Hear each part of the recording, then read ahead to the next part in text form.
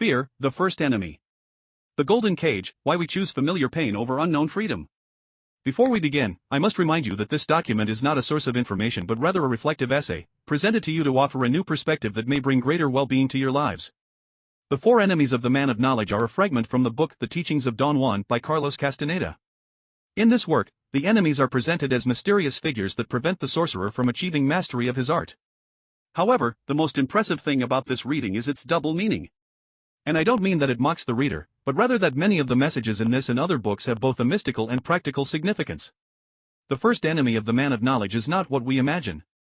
With a name like fear, one might think it's a giant beast like Cerberus guarding the gates of the underworld, or an ultra-powerful killer like Freddy Krueger or Jason Voorhees, who defy nature itself. Appearances deceive. The enemy fear is not the instinctive fear that every human being feels toward darkness, predators, or heights. This fear has its origins at the beginning of the cognitive revolution. When man leaves behind his instinctive behaviors, he begins to develop abstract ideas and concepts that make him superior to the rest of his predators. Social organization, the capacity to coordinate with a large number of individuals and develop complex structures. However, this change was not easy. Evolutionary lag demanded that we continue acting in certain ways, and sometimes our revolutionary ideas were not coherent with our instincts. We were forced to choose between what we already knew and what might work. And it is this cognitive dissonance that is the origin of the enemy of fear. Fear is the enemy of the man of knowledge is the desire to remain safe in what we know and not venture into the unknown. Today we know this concept by a less impactful and more technical name, the comfort zone. We can define the comfort zone as the set of things we already know. And despite the name, the comfort zone is not always pleasant.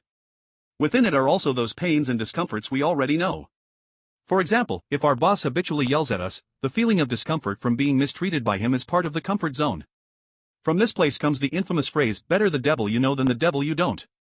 In my opinion, it's one of the most backward pieces of advice one can hear. Fear prevents us from leaving the comfort zone, no matter how painful and uncomfortable it may be. It prevents growth and development, convincing us that what's out there isn't important and we can keep living without it. So fear is not a slasher or a horrible monster, but rather a maternal and overprotective figure who cares for you with so much affection that it prevents your growth. For fear, you will always be its little baby, and it will keep away from you all that horrible knowledge that will make you grow and become stronger.